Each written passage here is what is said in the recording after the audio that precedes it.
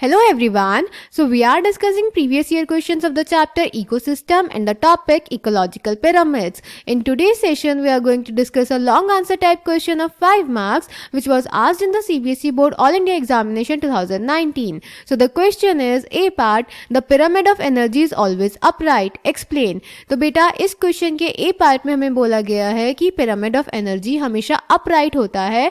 इस स्टेटमेंट को हमें एक्सप्लेन करना है.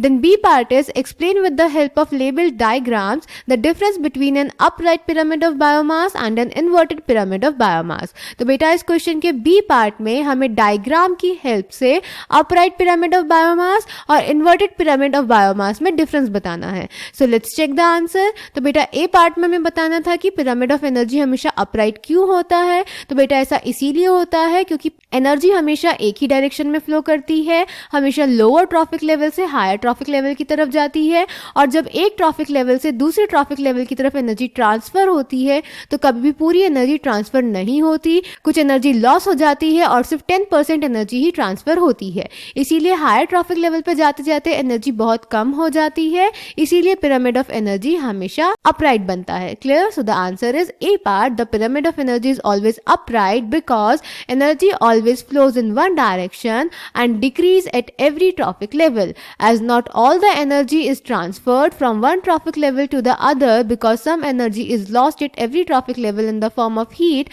and only 10% energy is transferred from one trophic level to the next. Clear beta? Then beta B part में हमें बोला गया था कि हमें upright pyramid of biomass और inverted pyramid of biomass में डायग्राम की हेल्प से डिफरेंस बताना है.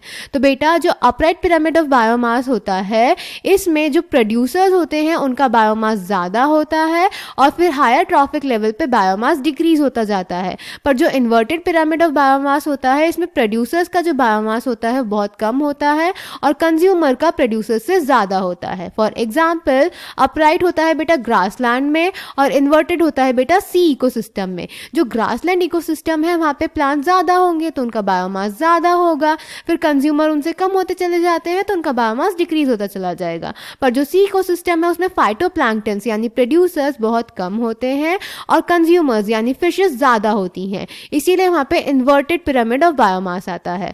और फिर ये हो जाएगा इनका डायग्राम. ये हो जाएगा हमारा अपराइट जिसमें प्रोड्यूसर्स का बायोमास सबसे ज़्यादा है, उससे कम प्राइमरी कंज्यूमर, उससे कम सेकेंडरी कंज्यूमर और सबसे कम टर्शरी कंज्यूमर का. और अगर हम इन्वर्टेड देखें तो प्रोड्यूसर्स का कम होगा और प्राइमरी कंज्यूमर्स का ज़्यादा होगा. Clear. So answer B is upright pyramid of biomass. The biomass of producers is greater than the consumers, and inverted pyramid of biomass, the biomass of producers is lesser than the consumers. Upright pyramid of biomass, example grassland ecosystem. Inverted pyramid of biomass, example sea ecosystem. और फिर ये दोनों का diagram. So I hope this question is clear to you. Thank you.